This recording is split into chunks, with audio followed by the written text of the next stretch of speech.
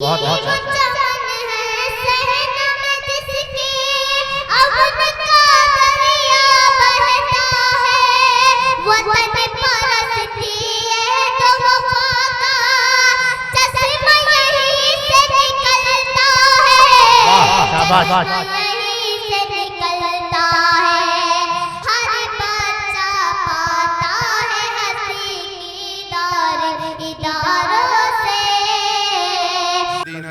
ما بعد فاعوذ بالله من الشيطان الرجيم بسم الله الرحمن الرحيم إنا نحن نزلنا الذكر وإنا له لحافظون وقال رسول الله صلى الله عليه وسلم إذا مات الإنسان انقطع عنه عمله إلا من ثلاثة إلا من صدقة جارية أو علم ينتفع به أو ولد صالح يدعو له أو كما قال عليه الصلاة والسلام۔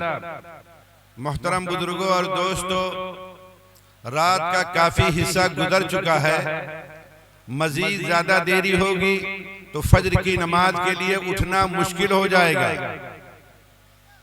تھوڑی دیر کے لیے میں آپ کے سامنے بیٹھ گیا ہوں، دو تین باتیں ذکر کرنی ہے۔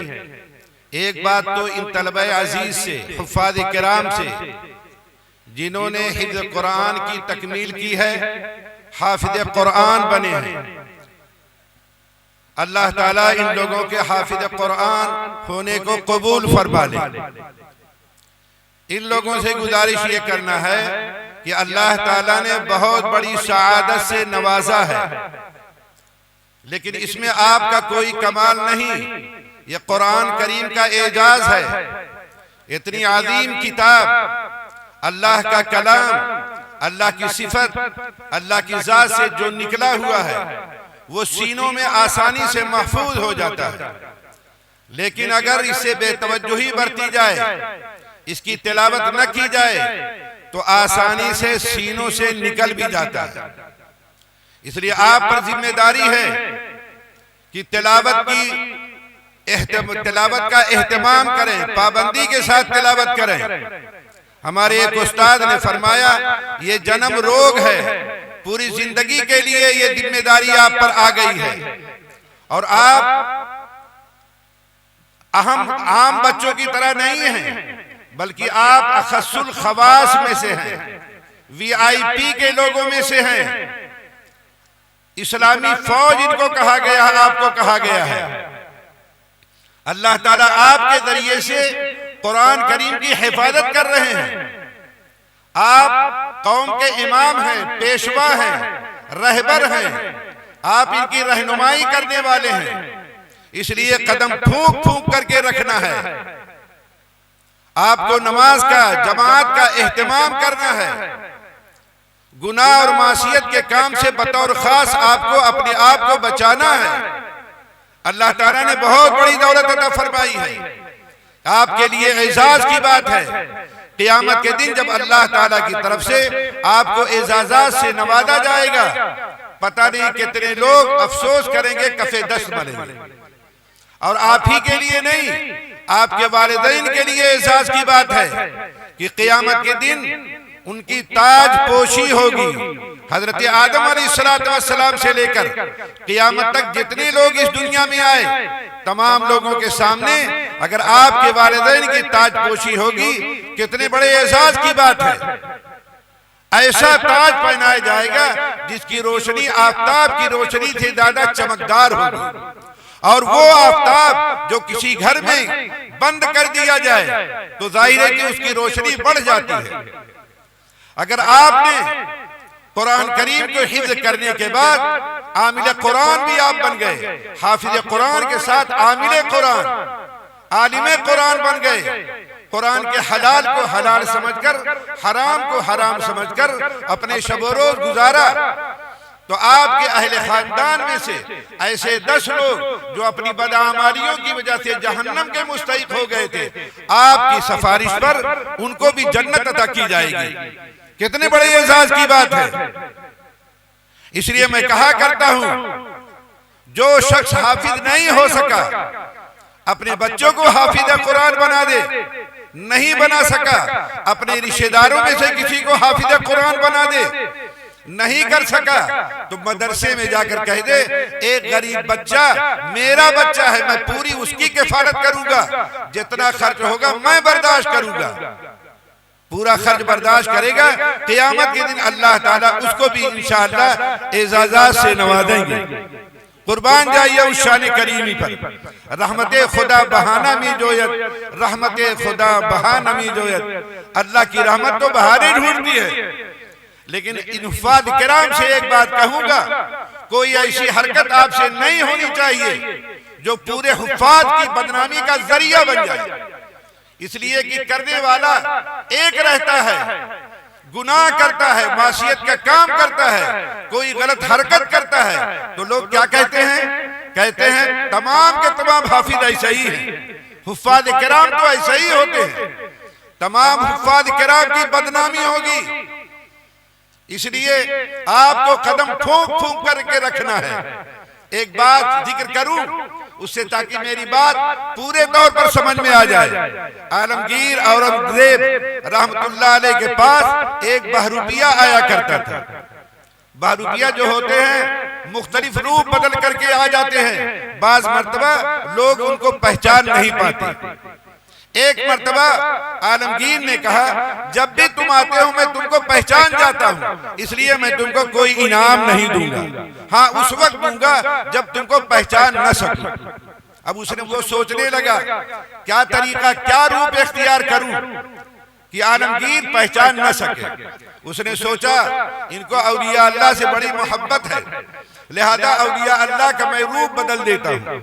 داڑھی بڑھا لی، ایک تسبیح لے لی، ایک کٹیا میں بیٹھ گیا، اللہ اللہ کرنے لگا، اللہ اللہ کرنے لگا، سورج شکل بنا لی، لوگوں کی آمد و رفت ہونے لگی، کسی کا پانی پہ دم کر دیا اس کو فائدہ ہو گیا، کسی کے لیے دعا کر دیا اس کا فائدہ ہو گیا، ایک چرچا ہو گیا۔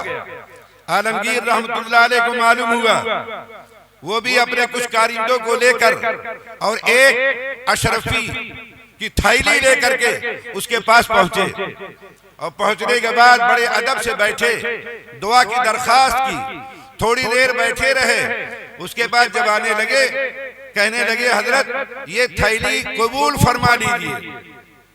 جب اتنا سنا ناراض ہو گیا، کہا ان تھیلیوں کی مجھ کو ضرورت نہیں، اللہ سے میرا تعلق ہے، مجھ کو دنیا دار سمجھ رہے ہو۔ عالمگیر رحمت اللہ علیہ بڑے شرمندہ ہو گئے، تھیلی لے کر کے واپس آ گئے۔ دوسرے دن وہ بہروپیہ ان کے دربار میں پہنچ گیا، کہا اب تو انعام دیں گے۔ کہا کیسا انعام؟ کہا آپ نے کہا تھا ایسا روپ بدل کر کے آؤ کہ میں تم کو پہچان نہ سکوں تب تم کو انعام دوں گا۔ تو کہا میں تو تم کو پہچان رہا ہوں۔ کہا کل کسی ولی کے پاس آپ گئے تھے، کہا رے بہت بڑا ولی تھا، بڑا اللہ والا تھا، میں نے تو اشرفی کی ایک تھیلی پیش کی، اس کو قبول نہیں کیا۔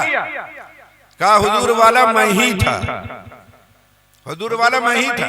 کہنے لگا کہ تم ہی تھے؟ واقعتاً میں تم کو پہچان نہیں سکا۔ تو انہوں نے 100 روپیہ نکال کر کے کہا کہ اس کو دے دو۔ اس نے کہا نہیں 100 روپے نہیں دوں گا، وہی تھیلی مجھ کو چاہیے۔ یہ کہنے لگے تھیلی تو آج نہیں ملے گی، تھیلی نہیں ملے گی۔ پھر عالمگیر رحمت اللہ علیہ نے کہا اچھا یہ بتاؤ کل جب میں نے تھیلی پیش کی تھی اس وقت تم نے نہیں دیا، آج مانگ رہے ہو؟ کہا اصل بات یہ ہے کہ اس وقت میں اولیاء اللہ کے روپ میں تھا، اگر میں تھیلی لے لیتا اولیاء اللہ کی بدنامی ہوتی۔ ایک بہروپیہ اس بات کا خیال کر رہا ہے، اولیاء اللہ کے روپ میں ہے، ان کا پوشاک ان کا لباس پہنے ہوئے ہے، اور ان کے بدنامی کے ڈر سے اس نے تھیلی پر لات مار دیا اور تھیلی کو قبول نہیں کیا۔ میرے عزیزو آپ کے ساتھ جو نسبت لگی ہوئی ہے حفاظ کرام کی نسبت ہے، اللہ کی سب سے عظیم کتاب، سب سے بڑا کلام، اللہ کی صفت، اللہ کی ذات سے نکلی ہوئی کتاب، اس کو آپ نے اپنے سینوں میں محفوظ کیا ہے، یہ بہت بڑی نسبت حاصل ہو گئی ہے۔ اگر آپ کوئی غلط حرکت کریں گے تو قرآن کی بدنامی، آپ کی بدنامی، پورے حفاظ کرام کی بدنامی ہوگی۔ اور اگر قدم پھونک پھونک کر کے رکھیں گے، دینداری والی تقوی والی زندگی اختیار کریں گے، تو پھر مدرسے کی نیک نامی ہوگی، آپ کے اساتذہ کرام کی نیک نامی ہوگی، ناظم صاحب کی نیک نامی ہوگی۔ اس لیے تم لوگوں کو اس بات کا بہت زیادہ خیال، بہت زیادہ دھیان رکھنا ہے۔ اور میں ایسے بچوں سے یہ بھی کہا کرتا ہوں، تم حافظ قرآن بن گئے، ابھی کام ختم نہیں ہوا ہے، تم کو عالم فاضل بھی بننا ہے، تم کو مفتی بھی بننا ہے، تم کو دین کا داعی، دین کا مجاہد بھی بننا ہے، اور ہندوستان ہی میں نہیں پورے عالم میں پھر کر انشاءاللہ دین کی خدمت کرنی ہے۔ اللہ تعالیٰ ان تمام حفاظ کرام کو قبول فرمائے۔ میں نے قرآن پاک کی ایک آیت پڑھی ہے، تفصیل کا موقع نہیں ہے، مختصر انداز میں اسی کی روشنی میں کچھ بات ذکر کروں گا۔ اللہ تعالیٰ نے ارشاد فرمایا، اِنَّا نَحْنُ نَزَّلْنَا الذِّكْرَ وَإِنَّا لَهُ لَحَافِظُونَ۔ اللہ تعالیٰ نے اس میں دو باتیں ارشاد فرمائی ہیں، ایک آیت ہے لیکن دو باتیں ہیں۔ ہمیں نے قرآن نازل کیا ہے، ایک بات، دوسری بات ہمیں اس کے محافظ ہیں۔ ایک بات اللہ تعالیٰ نے ارشاد فرمایا، قرآن کریم کو نازل کرنے والے ہم ہیں۔ کفار مشرکین کے سامنے جب قرآن پاک نبی کریم صلی اللہ علیہ وسلم نے پیش کیا تو وہ کہہ رہے ہیں یہ کہانت ہے، یہ شعر ہے، یہ اساطیر الاولین ہے، پہلے لوگوں کی بے سند باتیں ہیں، بے سر پیر کی باتیں ہیں، آپ نے اس کو گڑھ لیا ہے۔ پتہ نہیں کیا کیا جملہ استعمال کر رہے ہیں، پتہ نہیں کیا کیا جملہ استعمال کر رہے ہیں۔ قرآن پاک کی آیتیں نازل ہوئی اور زبردست قرآن پاک نے چیلنج کیا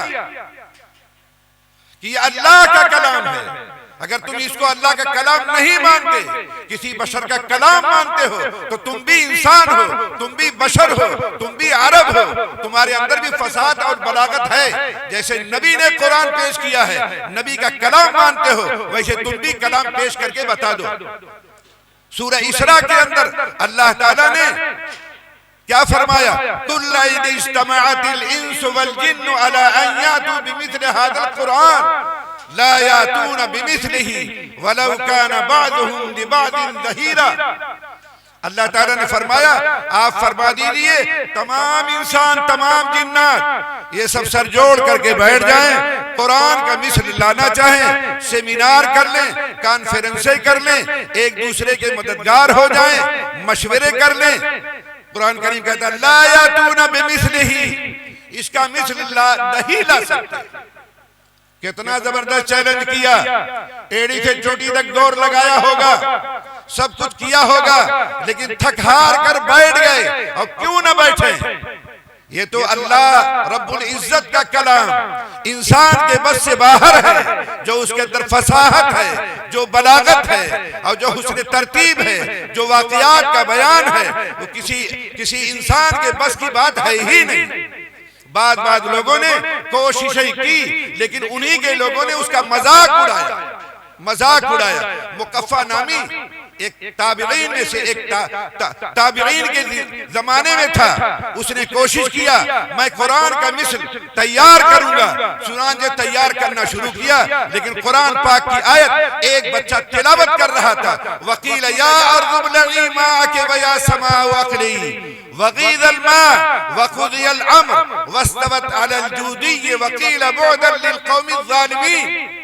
اس کے اندر جو فصاحت ہے، جو بلاغت ہے، ترجمہ اور تشریح کا موقع نہیں ہے، میں صرف اشارہ کرنا چاہتا ہوں۔ اس نے جب یہ سنا، جو کچھ تیار کیا تھا مجموعہ سب پھاڑ کر کے اور اس کو نظر آتش کر دیا۔ یہ ناممکن اور محالات میں سے ہے کہ اللہ کا کلام کوئی آدمی لا سکے۔ قرآن کریم نے سورہ ہود کے اندر فرمایا اچھا 10 سورتیں ہی لاؤ، سانپ سونپ گیا سب کو۔ سورہ یونس کے اندر اللہ تعالیٰ نے فرمایا ایک سورت ہی لے آؤ۔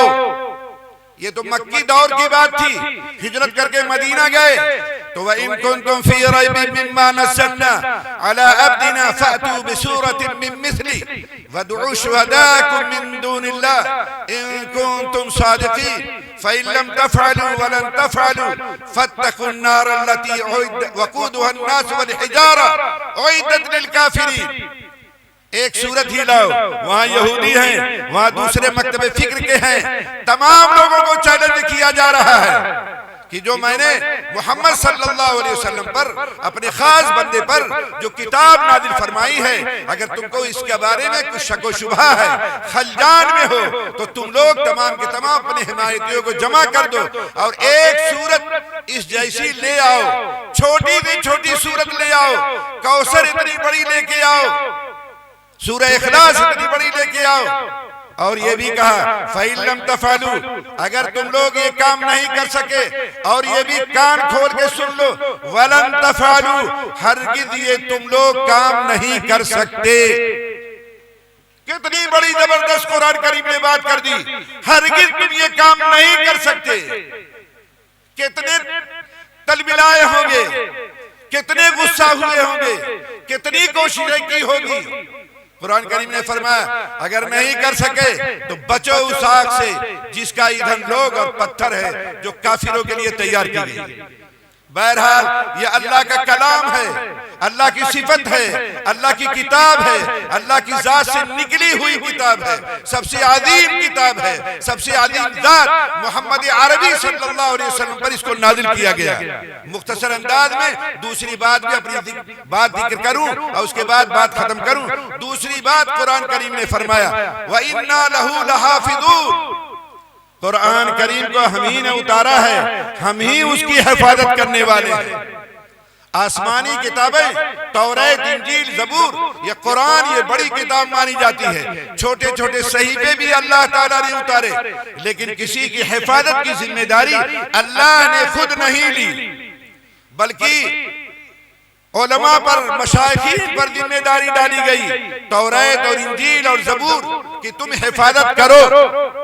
انبیاء کرام کے جو سچے جانشین تھے انہوں نے حفاظت کی، لیکن بعد والے لوگوں نے اس میں تحریف کر دی، اس میں تغیر تبدل کر دیا اور اس کو ضائع کر دیا۔ اس لیے کوئی کتاب، آسمانی کتاب قرآن کے علاوہ اپنی اصلی حالت میں نہیں ہے، بلکہ بڑے اس کے اندر اختلافات، ہزاروں اختلافات۔ موجودہ جو بائبل پائی جاتی ہے اس میں بھی ہزاروں، اس میں بھی جتنے نسخے ہیں کچھ نہ کچھ اس کے اندر فرق ہے ہی، کچھ نہ کچھ فرق ہے ہی۔ لیکن قرآن کریم کی حفاظت کی ذمہ داری اللہ تعالیٰ نے لیا ہے۔ یہ حفاظت اللہ تعالیٰ کیسے کریں گے؟ بڑی قدرت والے ہیں۔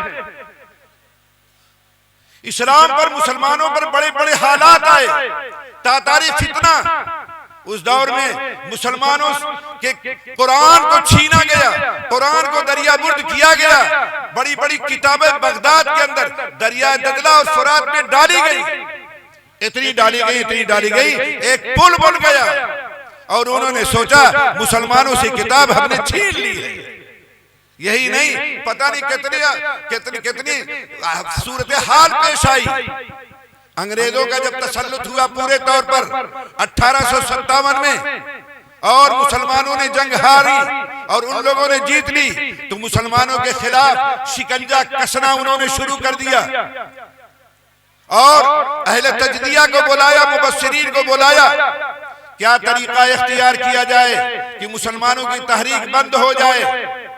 تو انہوں نے تجزیہ کر کے بتایا 3 کام کرنا پڑے گا۔ ایک تو ان کے علماء کرام کو ختم کر دو، دوسرے قرآن ان سے چھین لو، اور تیسرے عوام الناس کو ایسی انگریزی تعلیم دو یہ نام کے مسلمان رہے، کام کے مسلمان نہیں رہے، ہمارے رنگ میں رنگ جائے۔ چنانچہ ان لوگوں نے علماء کرام کو شہید کیا۔ دہلی سے لے کر کے پشاور تک جتنے بڑے بڑے درخت تھے، پھانسی کا پھندا اس میں لٹکایا گیا، علماء کرام کو پھانسی دی جاتی تھی، اور کئی دن تک ان کی ناشیں لٹکی ہوئی رہتی تھی، تاکہ عوام الناس اگر وہ دیکھیں تو یہ طے کر لیں ہم سب کچھ کر سکتے ہیں، بن سکتے ہیں، لیکن عالم نہیں بنیں گے، ورنہ ہمارا بھی انجام یہ ہوگا۔ اور قرآن کو چھینا، قرآن کو چھین لیا انہوں نے، قرآن کو انہوں نے جلایا، سب کچھ کیا، لیکن کیا قرآن روئے زمین سے ختم ہو گیا؟ خدا کی قسم جتنا قرآن اس وقت تھا اس کا کئی گنا اس وقت موجود ہے۔ جتنے حفاظ تھے ہزاروں گنا زیادہ حفاظ موجود ہیں، علماء کرام موجود ہیں، علماء کرام موجود ہیں۔ اور ایک واقعہ اور بتا دوں، رشیا کے اندر کمیونزم آیا، مسجدوں میں تالے لگا دیے گئے، قرآن کریم پر پابندی لگا دی گئی، پابندی لگا دی گئی۔ قرآن اگر کسی کے پاس ملے گا، کوئی ورق بھی اگر مل جائے گا، اس کو قتل کر دیا جائے گا۔ تو ایک عالم نے بیان فرمایا، پڑوس کے ملک میں ایک اسٹیل مل تھی، وہاں پر ایک صاحب سے کام کرتے تھے، رشیا سے چونکہ اس کا تعلق تھا، اس لیے انہوں نے وہاں پر بلایا، رشیا کے اندر بلایا، یہ ایمان والے تھے، وہاں پر گئے، جانے کے بعد جمعہ کا دن آیا، انہوں نے کہا جمعہ کی نماز ہم پڑھنے کے لیے جائیں گے۔ لوگوں نے بتایا یہاں پر مسجدوں میں تالے لگا دیے گئے ہیں، مسجدوں میں تالے لگا دیے گئے ہیں، چند مسجدیں کھلی ہوئی ہیں، وہ صرف کوئی تفریح کرنے کے لیے آتا ہے تو ان کے لیے کھول دی جاتی ہے۔ انہوں نے کہا نہیں، ہم مسجد میں نماز پڑھیں گے، ہم مسلمان ہیں۔ قریب میں جو مسجد تھی، معلومہ فلاں کے پاس کنجی ہے، اس سے جا کر کے کہا، اس نے تالا کھولا، لیکن کہا کہ میں اس کا ذمہ دار نہیں ہوں، اگر پولیس والے آپ کو پکڑیں گے، آپ کے ساتھ جو معاملہ کریں گے، میں ذمہ دار نہیں ہوں۔ انہوں نے کہا کوئی بات نہیں۔ انہوں نے اذان دیا، نماز پڑھی، بچوں نے دیکھ لیا، بعض بچوں نے نماز پڑھنے کے بعد ان کو اپنے گھر لے کے گئے۔ گھر میں جب گئے وہاں بہت سے لوگ موجود تھے، عورتیں بھی ہیں، مرد بھی ہیں، چھوٹے بچے بھی ہیں، بچے آگے بیٹھے، اس کے بعد مرد لوگ، اس کے بعد عورتیں۔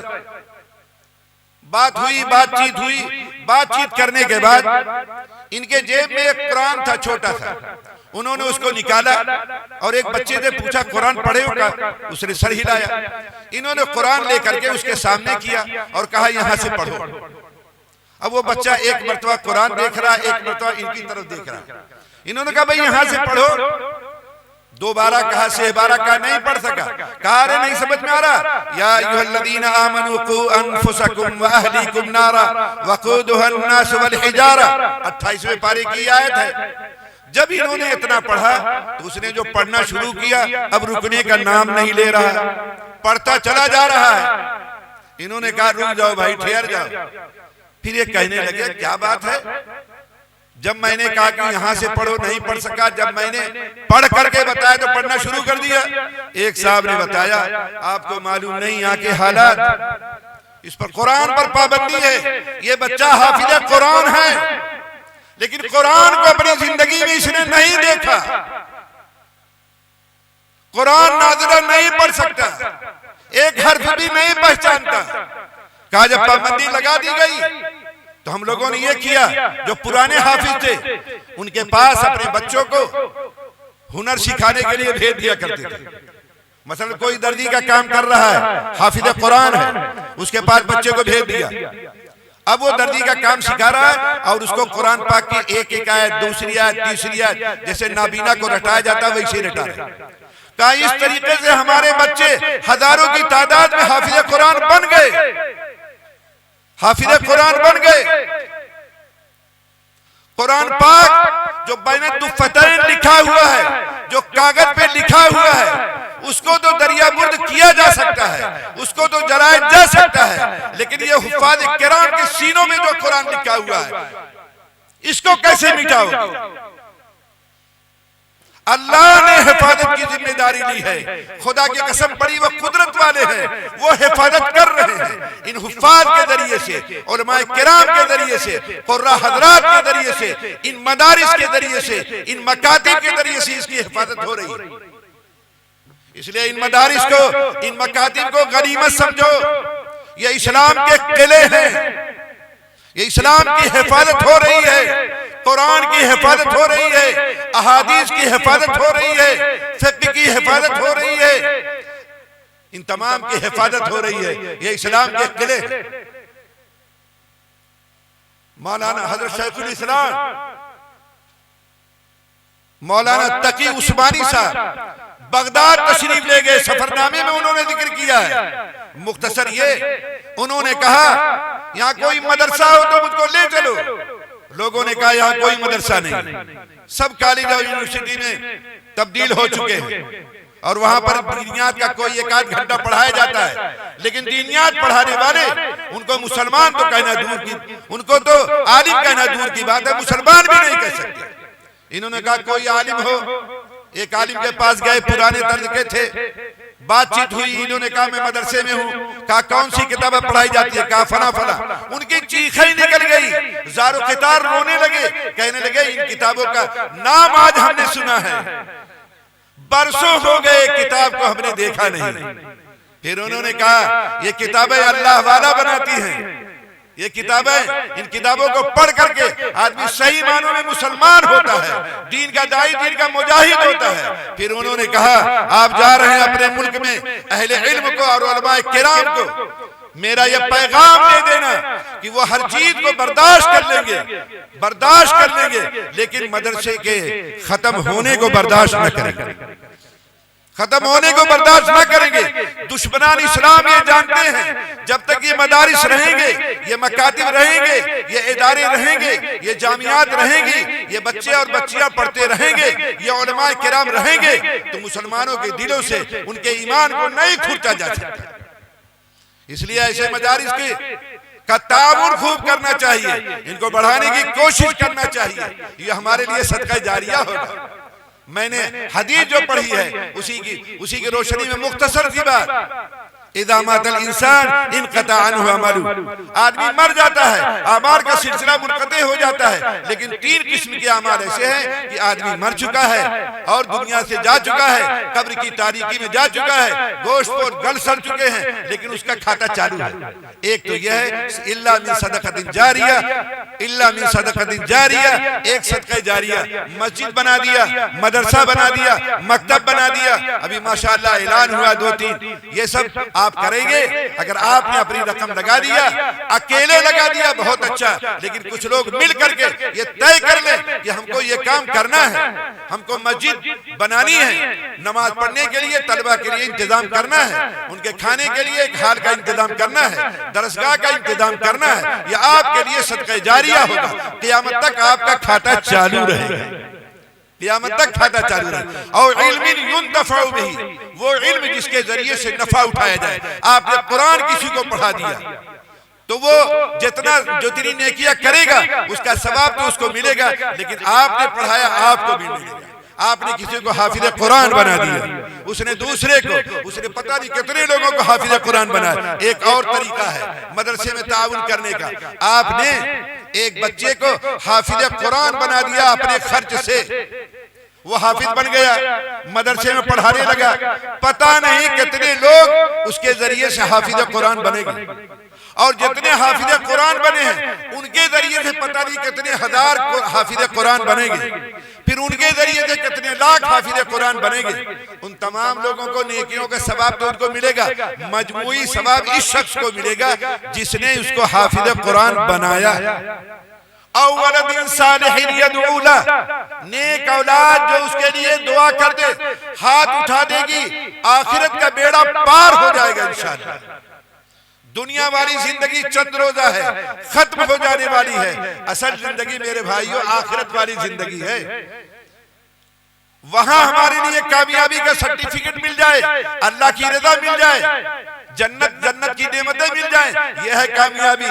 فمن زحزح عن النار وادخل الجنة فقد فاز وما الحیاة الدنیا الا متاع الغرور۔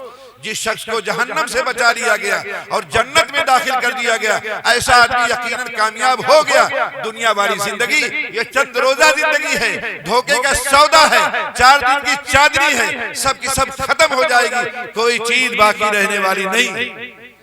اس لیے اپنی اولاد کو نیک بناؤ، ان کی تعلیم تربیت کا انتظام کرو۔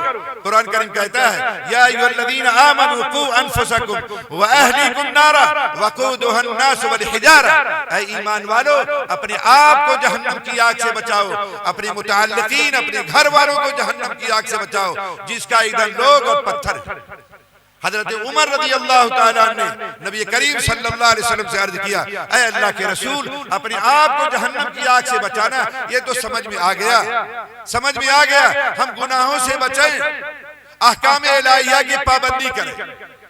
بھئی جو آدمی جہنم سے بچنا چاہتا ہے، جہنم کی آگ سے، جو دنیا کی آگ سے اور 70 درجہ بڑی ہوئی ہے، امام بخاری نے روایت نقل فرمائی ہے، تو اس کے لیے کیا ہے؟ گناہ سے بچے، اپنے اعضاء و جوارح کا غلط استعمال نہ کرے، اور اگر غفلت سے گناہ ہو گیا فوراً توبہ استغفار کر لے، احکام الہیہ کی پابندی کرے، نمازوں کا اہتمام، روزوں کا اہتمام۔ رمضان مبارک کا مہینہ آگے آ رہا ہے، اگلا والا مہینہ بہت بڑا عالمیہ ہے۔ آج ایمان والا کون سا فریضہ ادا کر رہا ہے؟ مسجدوں میں جائیے، مسجد کے اطراف میں جتنے ایمان والے بھائی ہیں، اگر جائزہ لیا جائے معلوم ہوتا ہے 90% لوگ مسجد سے اللہ کے احکامات سے دور۔ یہی نہیں، پوری دنیا کا حال ہے۔ جو ہم پر حالات ہیں، جو مسائب ہیں، جو پریشانیاں ہیں، خدا کی قسم ہم اس کے ذمہ دار، سب سے بڑا ملک پوری دنیا کے اعتبار سے جو مانا جاتا ہے وہ انڈونیشیا کا مانا جاتا ہے، جہاں 10 لاکھ مسجدیں ہیں، 18,000 جزیرے ہیں، لیکن وہاں کی بھی پوزیشن یہی ہے۔ عیسائیوں نے اتنی زبردست محنت کی، انہوں نے کہا چند سالوں کے بعد یہاں پر صرف عیسائی رہ جائیں گے، دوسرے مذہب کا نام و نشان نہیں رہے گا۔ یہ ہے صورتحال۔ آج ہمارا کیا حال ہے؟ نماز کا یہ حال رمضان مبارک کے مہینے میں، خدا کی قسم ابھی گزشتہ بھی پیوستہ بھی بہت سے گاؤں والوں نے مجھ سے کہا 20% نہیں، بعض جگہ 30%، 40% تک ان لوگوں نے کہا روزہ لوگ نہیں رکھتے، ہمارے نوجوان نہیں رکھتے، ہمارے ادھیڑ عمر کے لوگ معمولی بہانے سے، بیماری کے بہانے سے، دوا کے بہانے سے۔ ایک سیزن آ رہا ہے نیکیوں کے کمانے کا، مولا کو راضی کرنے کا۔ تن ہما داغ شد پنبا کجا نہم والی بات ہے، پورا بدن تو زخمی ہو چکا ہے، کہاں تک مرہم لگایا جائے؟ زکوٰۃ کا بھی یہی حال ہے، حج کا بھی یہی حال ہے، نبی کے ایک سنت کا یہی حال ہے۔ جو ہم پر حالات ہیں، قرآن سے دوری ہے، اللہ کی احکامات سے دوری ہے، نبی کی سنت سے دوری ہے۔ ایک بات ذکر کر دوں اور اس کے بعد اپنی بات ختم کروں۔ حضرت شیخ الہند مولانا محمود الحسن جو دارالعلوم دیوبند کے بہت بڑے شیخ گزرے ہیں، جن کے بارے حضرت تھانوی کے بھی استاد، حضرت مدنی کے استاد حضرت تھانوی جن کے بارے میں کہا کرتے تھے یہ شیخ الہند نہیں، شیخ العالم، پورے عالم کے شیخ ہیں۔ انہوں نے انگریزوں کے خلاف ریشمی رومال کی تحریک چلائی، مالٹا کی جیل میں گئے، وہاں سے جب چھوٹ کر کے آئے ہیں، علماء کرام کا جمع غفیر ہے، عوام بھی ہے، ان کے سامنے بیان کرتے ہوئے کہا مسلمان تعداد کے اعتبار سے، وسائل کے اعتبار سے، حکومت کے اعتبار سے اتنے زیادہ ہیں، لیکن اس کے باوجود مسلمانوں کی قابل مضبوط پوزیشن نہیں ہے۔ آخر کیا وجہ ہے؟ کہا غور فکر کرنے کے بعد 2 وجہ سمجھ میں آئی، ایک تو قرآن کریم سے دوری اور دوسرے آپس کا اختلاف انتشار۔ انہوں نے فرمایا میں نے یہ طے کر لیا ہے، میں یہ پیغام دیتا ہوں آپ تمام لوگوں کو، اور ان کے واسطے سے میں آپ لوگوں سے کہہ رہا ہوں۔ انہوں نے فرمایا جگہ جگہ مکتب قائم کیے جائے، مدرسے قائم کیے جائے، بڑی جگہوں میں درس قرآن کا سلسلہ جاری کیا جائے، قرآن سے تعلق بچوں کا بھی ہو، بچیوں کا بھی ہو، مردوں کا بھی ہو، عورتوں کو بھی ہو، سب لوگوں سے اس سے تعلق ہو جائے، اور آپس کے اختلاف انتشار کو پسے پش ڈال کر باہم شیر و شکر ہو کر زندگی گزارو۔ اگر ایسا کرو گے خدا کی قسم دنیا کا نقشہ بدل جائے گا۔ آج قرآن کریم سے ہمارا تعلق ٹوٹ چکا ہے۔ نبی نے تو فرمایا تھا ترکت فیکم امرین لن تضلوا ما تمسکتم بہما کتاب اللہ و سنت نبی، میں نے تمہارے اندر 2 چیزیں چھوڑی ہیں، 2 چیزیں چھوڑ کر کے جا رہا ہوں، اگر ان کو مضبوطی سے تھامے رہو گے گمراہ نہیں ہوگے، ہدایت پر رہو گے۔ کون 2 چیزیں؟ کتاب اللہ و سنت نبی، ایک تو اللہ کی کتاب قرآن کریم، واعتصموا بحبل اللہ جمیعا ولا تفرقوا، اللہ کی رسی کو جو قرآن ہے، جو اللہ کا دین ہے، اس کو مضبوطی سے تھام لو، باہم اتفاق اتحاد ہو کر کے انتشار اختلاف سے بچتے ہوئے، اور نبی کے ایک سنت کو حرز جا بناؤ، نبی کی سنت کو حرز جا بناؤ، ورنہ ضلالت آئے گی، گمراہی ہوگی۔ آج صورتحال جو ہمارے سامنے ہے، خدا کی قسم ہم ذمہ دار ہے، قرآن کریم کی تلاوت کا موقع نہیں، اخبار بینی کا موقع ہے، پروگرام دیکھنے کا موقع ہے، گپ شپ کرنے کا موقع ہے، لیکن قرآن کریم کی تلاوت نہیں، بلکہ اس کو تو الماری کی زینت بنا رکھا ہے ہم نے، اور غلاف میں بند کر کے اس کو رکھ دیا ہے، کبھی اٹھا کے دیکھنے کی نوبت نہیں ہوتی۔ رمضان مبارک کے مہینے میں بھی پتہ نہیں کتنے نوجوان ایسے ہیں۔ میں اپنی بات بتا رہا ہوں، میں اعتکاف میں تھا مدرسے کی مسجد میں، 2 نوجوان آئے میرے پاس کسی کام کے لیے۔ اخیر میں نے کہا اچھا بابو آپ لوگ روزے سے ہو نا؟ کہا ہاں۔ میں نے کہا قرآن پڑھے ہو؟ کہا ہاں قرآن پڑھے ہیں۔ 23ویں رمضان تھی، یہ بھی یاد ہے۔ میں نے کہا صحیح بتاؤ 23 دن گزر چکا ہے، قرآن پاک کی کئے پارے کی تلاوت کیا؟ کہا صحیح بات یہ کہ 1 پارہ بھی ہم نے نہیں پڑھا۔ آج ہمارے نوجوانوں کا حال یہ ہے، قرآن کریم کی ہدایت کے مطابق عمل نہیں، قرآن کریم کی تلاوت نہیں، قرآن سے تعلق نہیں، اس وجہ سے یہ سب حالات ہیں۔ اس لیے اپنے بچوں کو دینی تعلیم دو، قرآن سکھاؤ، نادرہ قرآن پڑھاؤ، پہلے ان کو مسلمان بناؤ۔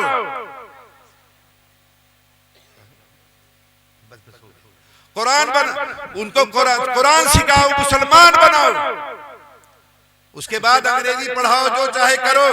کالج میں پڑھنے والے بچوں سے میں کہتا ہوں تم شوق سے کالج میں پڑھو، پارک میں پھولو، جائز ہے غباروں پہ اڑو، چرخ پہ جھولو، پر ایک سخن بندے عاجز کا رہے یاد، اللہ کو اور اپنی حقیقت کو نہ بھولو۔ اپنے خالق مالک، اپنے پیدا کرنے والے کو نہیں بھولنا۔ اور تم کو اللہ تعالیٰ نے کس لیے پیدا کیا ہے، تمہارا مقصد حیات کیا ہے، اس کو سامنے رکھتے ہوئے اپنے شب و روز گزارنے والے ہو جاؤ۔ اللہ تعالیٰ ہم لوگوں کو ان باتوں پر عمل کرنے کی توفیق عطا فرمائے۔